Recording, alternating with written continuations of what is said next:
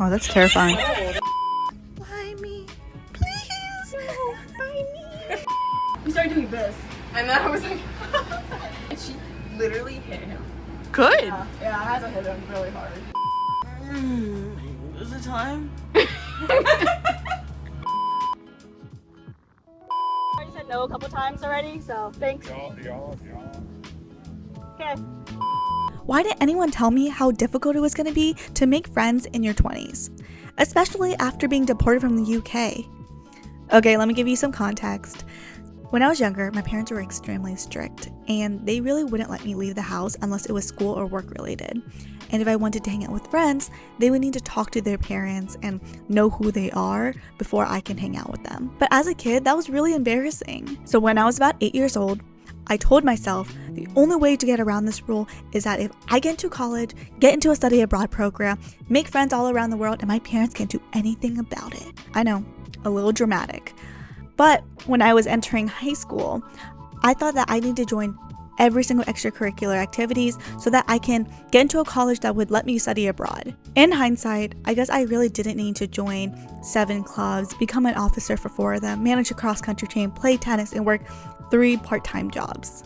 Long story short, I got into my in-state university and I studied abroad in 2019 to 2020. And you all know what happened in 2020. I was deported back to the US, where I was stuck in my parents' home, where my rights and freedom were originally stripped from. This was my rock bottom.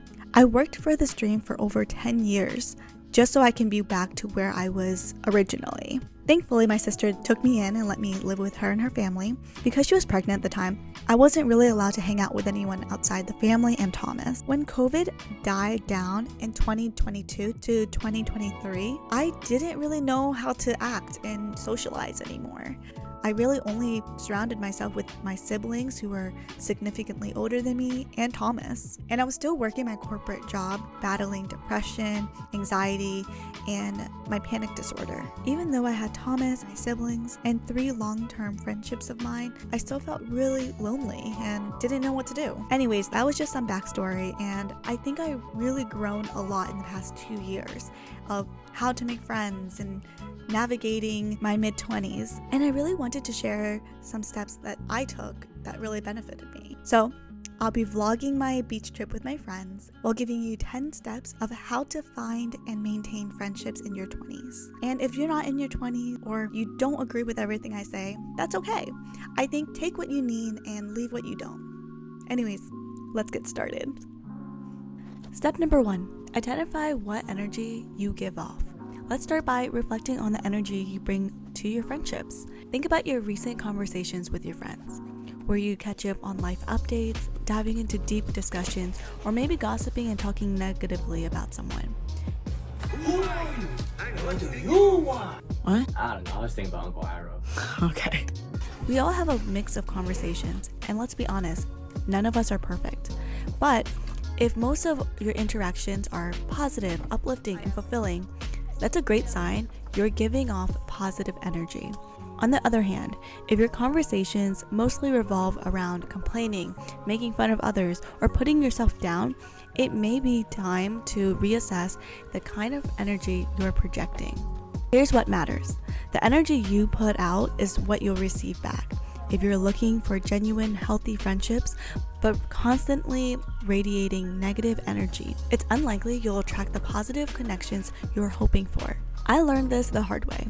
In my early 20s, I used to talk down on myself a lot, and that negativity spilled over onto my friendships. My friends began to see it as acceptable to treat me poorly as well. When I finally tried to stand up for myself and change the dynamic, it felt like they were taken aback, and honestly, it led to some friction. I got frustrated and confused why I couldn't find the right friends, but when I took a step back and reflected, I realized that continuing to project toxic energy was only attracting toxic friendships.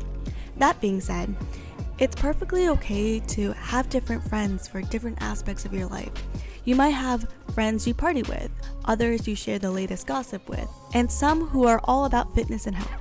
It's natural to have different circles as long as there's a healthy balance in your friendships overall. So, Make sure you're aware of the energy you're putting out there and aim for a positive, balanced approach.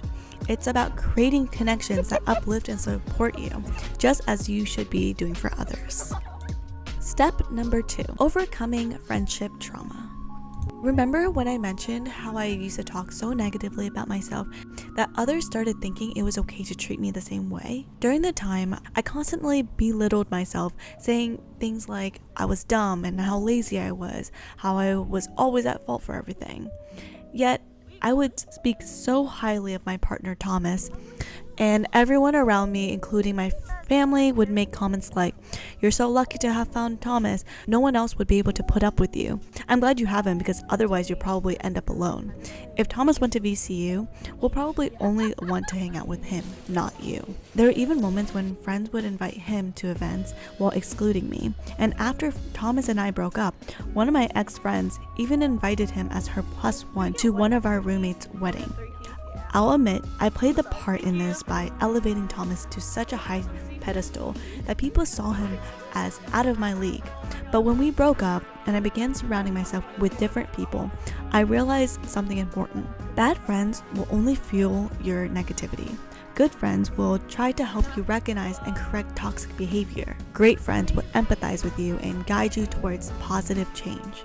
So ask yourself, have you had bad friends in the past, and are you reflecting any of their negative traits in your current relationships or daily life?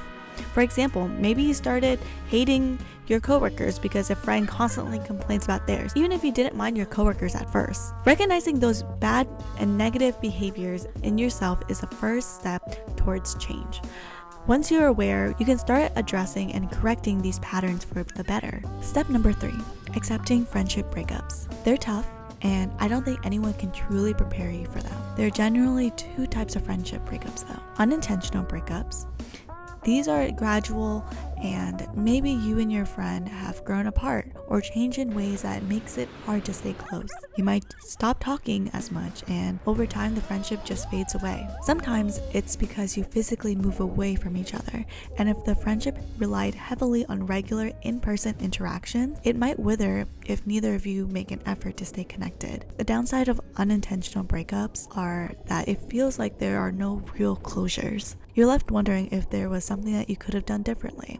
On the flip side, because the doors were never officially closed, there's always a chance to rekindle the friendship or catch up later on. Then there's intentional breakups. These are more deliberate and usually involve a clear conversation about ending the friendship. This might be because you've grown apart, or maybe you notice that your friend exhibits toxic behavior similar to past relationships. There could be countless reasons for wanting to end the friendship intentionally. I've learned this the hard way. I regret not giving one of my childhood friends a proper closure and instead opting to ghost them. Since the friendship had been significant for years, I wish I made the effort to explain why I was stepping back. I eventually learned from that mistake. For another breakup, I wrote and rehearsed what I wanted to say, which made the conversation painful but necessary. It was one of my longest friendships, and while it hurt, prioritizing my own well-being was crucial. Oh, that's terrifying. Sometimes, even for short-lived friendships, a clear and straightforward breakup is completely valid. Just because a friendship didn't last long doesn't mean you have to continue it if it's no longer serving you. If you've decided that it's best to part ways, being honest and setting clear boundaries is all that's needed. You shouldn't feel guilty for ending a friendship that no longer feels meaningful or beneficial, as long as you're upfront and respectful about it. Prioritizing your well-being and maintaining clear boundaries is key, regardless of the duration of the friendship. Oh my god, the lamb is really cute actually. It's a little nugget. I think we should get one. What is this? That's really cute. But like, great question. Free wave. Catching up with Shorty is easy when they're the first wave to swim by. Capitalism really popped off today. Buy me. Please. Buy me. Please. I've been sitting on the shelf for so long. Actually, I know. I put like emotions into inanimate objects. Step number 4. Find hobbies or join organizations that align with who you are. If you've watched my 9 tips for a healthy relationship video, you might already know what's coming next. There are aspects of your life that you can't change, like your family, coworkers, or the people you encounter at the grocery store or gas station. However, you do have control over how you spend your free time and who you choose to surround yourself with. During the pandemic, I had limited options for socializing due to restrictions, but now that those restrictions are mostly behind us, I've had more freedom to explore my interests and connect with like-minded people. For instance, I dove into pole fitness during the pandemic and eventually started attending a studio to improve my skills. Along the way, I've met some incredible individuals who shared my passion, including the 2 friends that are in this video. Shout out to Em and Olivia for coming to this beach trip with me. The pole community, being open-minded and supportive, turned out to be such a great fit for me. Finding a hobby and community might sound daunting, but the first step is discovering what you genuinely enjoy. Make a list of activities that you've always been interested in. Whether it's photography, pottery, taekwondo, skateboarding, Dungeons and Dragons, circle the ones that spark your interest. Once you've identified what excites you, jump in and get started. The hobby requires more than what you can do at home. Look for local events or businesses where you can participate. If you find yourself spending hours doom scrolling on TikTok or binge watching Netflix, and then you wonder why you feel lonely, it might be time to reflect. It's fine to enjoy social media and relax with a comfort show, but it's crucial to strike a balance. Engage in activities that fulfill you and help you connect with others. By investing your time in activities that align with your interests, you're more likely to build meaningful connections and feel more fulfilled in your social life. A guy went up to Olivia and started playing with her hair. No. Yeah. Do you want me to reenact it? And he literally went behind because there was like a little hole, and he just went. And I like didn't notice it at first because I was just like in the zone. We started doing this. And then I was like, and then Cece like came running over, and she literally hit him. Good. Yeah, I had to hit him really hard. So that was our morning. Ah! When are we giving away the? Oh yeah, just say no. I was Okay. just joking. Did you believe that? I would have. That's shit. Like, yeah. Step number 5, recognize the red flags. Earlier, I touched on some red flags from my past friendships, but let's break them down more clearly. So I'll be giving you a list in a list. The first red flag is when someone puts you down to lift themselves or others up. A true friend wouldn't belittle you or undermine your confidence to feel superior or to make someone else look better. If someone constantly makes you feel less than or diminishes your achievements, that's a major red flag. The second red flag is when someone is being overly defensive or sensitive when issues are being addressed. When you bring up a concern or a mistake, a good friend will listen and try to understand. If they react defensively, dismiss your feelings, or gaslight you into believing you're the one being too sensitive, this is a serious issue. Flag number 3, someone who always plays the victim. If your friend always plays the victim and refuses to take responsibility for their actions, that's a major red flag. Also, be cautious of people who claim they take accountability, but don't follow through with any real change. Manipulators and narcissists often say they're accountable, but if their behavior doesn't improve and they continue to be deceitful, their words are empty. The 5th red flag is those who take advantage of you. This can range from exploiting your resources, using you as free therapy, or generally taking more than they can give. True friends don't use you for their own gain. The last red flag is those who hold unreasonable expectations.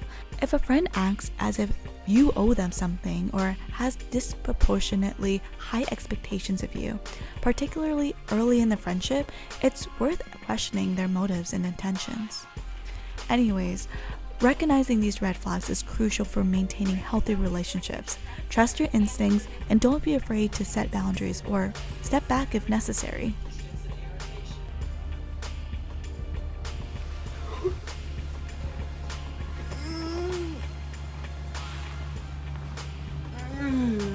Is it time? Step number 6, don't force friendships. When I was younger, I'll get incredibly excited about making new friends. I would often build up these friendships in my mind, sometimes overlooking glaring red flags. just because I was so eager for that connection. I thought every new friendship had to be deep and lasting, and I'll go to great lengths to keep those connections alive. Now that I'm in my mid-20s, I've come to understand that not all friendships are meant to last forever, and that's completely okay. Some people come into our lives for a brief moment, while others stick around for the long haul. It's important to accept and embrace this reality. Understand friendship duration. Friendships often reflect where you are in life. Sometimes you'll meet someone who fits perfectly with who you are at a particular moment. You might share similar interests, experiences, or goals, but as life changes, so do people and circumstances. A friendship that starts off strong may naturally fade if your paths diverge or if your lives take different directions. That doesn't mean the friendship wasn't valuable. It simply means it served its purpose at that time. Forcing a friendship can lead to frustration and disappointment. If you find yourself constantly trying to maintain a connection despite repeated mismatches in values, interests, or effort, it's worth reconsidering why you're putting in so much effort. Sometimes, trying too hard to make friendships work can lead to feelings of resentment or unfulfillment. And embrace the temporary nature of some friendships. It's essential to recognize that some friendships are meant to be transient. They can teach you something about yourself or enrich your life during a specific phase, but they might not need to last forever. Embrace these connections for what they are in your journey and allow them to evolve naturally. And remember, it's quality over quantity. Rather than focusing on the number of friends you have or how long they've been in your life, focus on the quality of your connections. Cultivate relationships that are reciprocal, supportive, and fulfilling. It's better to have a few meaningful relationships than to force many superficial ones. Step number 7. Be careful who you are vulnerable with. Being vulnerable is key to forming deep and meaningful friendships, but not everybody deserves to have that access to your inner world. When you open up and share your personal thoughts, struggles, or insecurities, you're giving someone a lot of trust. And while vulnerability can strengthen a friendship, it can also be taken advantage of if the other person isn't trustworthy. And not everybody is ready for your vulnerability. One of the hardest lessons I've learned is that not everyone you meet has the emotional maturity to handle your vulnerability. Some people might respond by dismissing your feelings, gossiping behind your back, or using your openness against you later on. That's why it's important to gauge a person's character before you fully open up to them. And test the waters. It's okay to start small when being vulnerable with someone. You don't have to spill all your secrets right away. Share something minor and see how they respond. Do they listen with empathy? Do they offer support without judgment? How they handle small things can give you insight into how they handle bigger issues down the line. And healthy friendships build trust gradually. In a healthy friendship, vulnerability is reciprocal. If you open up, your friend should feel comfortable doing the same. Trust builds gradually, and over time, you'll know who you can rely on and who you should be cautious with. Friendships where both people feel safe to be vulnerable are the ones that grow into lasting, meaningful relationships. At the end of the day, it's okay to protect your energy and be selective about who you're vulnerable with. You don't owe anyone your story, especially if they haven't proven themselves to be trustworthy or supportive. Guarding your emotional well-being is just as important as nurturing your friendships. Got it. Light is turned up. No, I'm sorry. We're like losing sunlight. Turn the front better. No. I'll get it. No. Wait, No. second. No, I'm so sorry. Please. We've already said no a couple times already, so thanks. Y'all. Okay. Step number 8. Keeping those friendships alive. Making friends is one thing, but maintaining those friendships is where the real effort comes in. We live in a time where most of us don't have the luxury of living within walking distance of our friends, so keeping the connection strong requires more planning and intentionality. They choose to go right behind the pole. Like, I get it. We're not the main characters or anything, but it's just like we are. Like, look at us. Like, are you kidding me?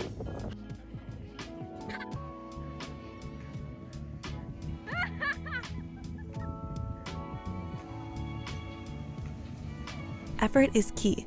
You can't expect friendships to last if you're not putting any effort in. It's easy to get caught up in our busy lives and think, I'll text them later and we'll catch up another time. But weeks can come into months and suddenly that friendship starts to fade. If your friend truly means something to you, make the time. Whether it's scheduling a FaceTime call, grabbing coffee, or checking in with a text, it's about showing that you care and want to keep that bond strong.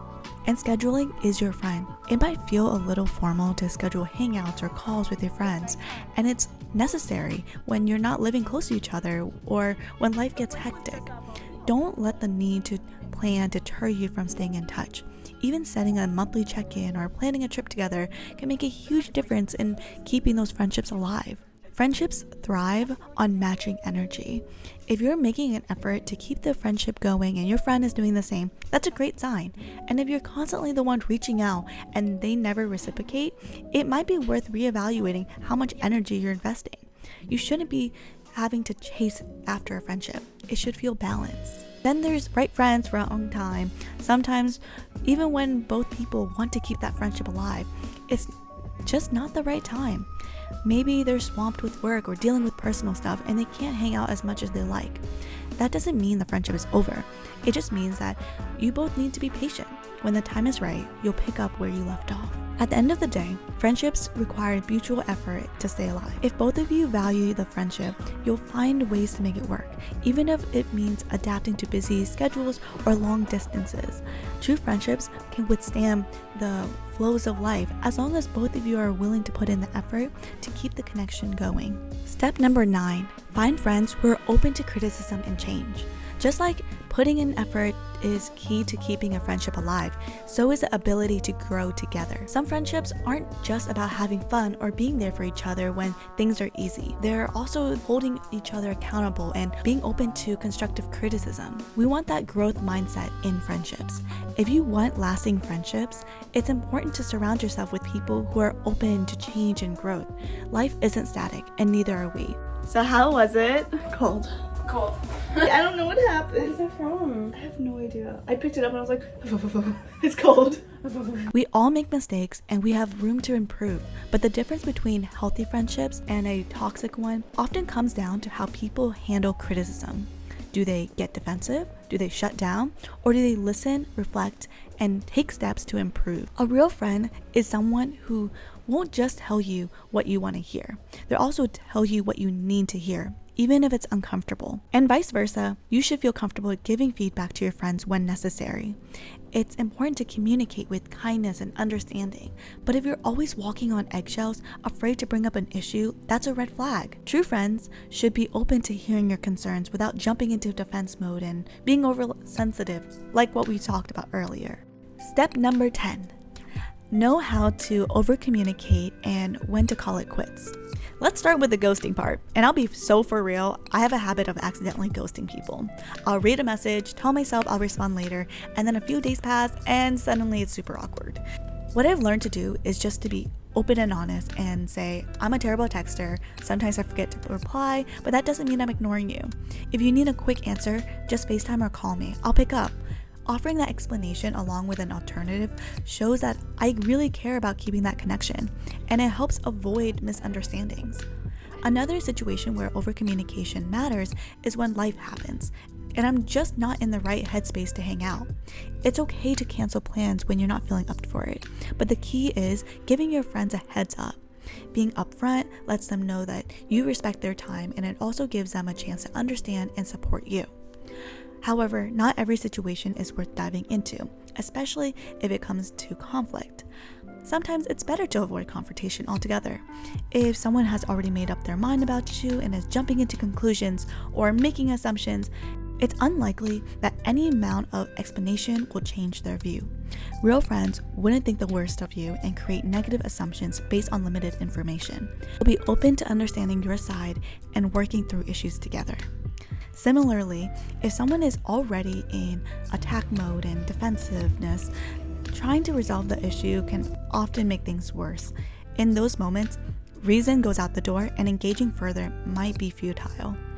It's okay to step back, protect your peace, and recognize when a situation isn't worth your energy. Sometimes choosing to disengage is the best way to preserve your own well-being. I've learned that while conflict can be an opportunity to grow and strengthen friendships, not every conflict is worth pursuing. True friends will work with you to resolve issues. Those who aren't open to that might not have been your real friends to begin with. Pick your battles wisely and focus on friendship that truly support and understand you.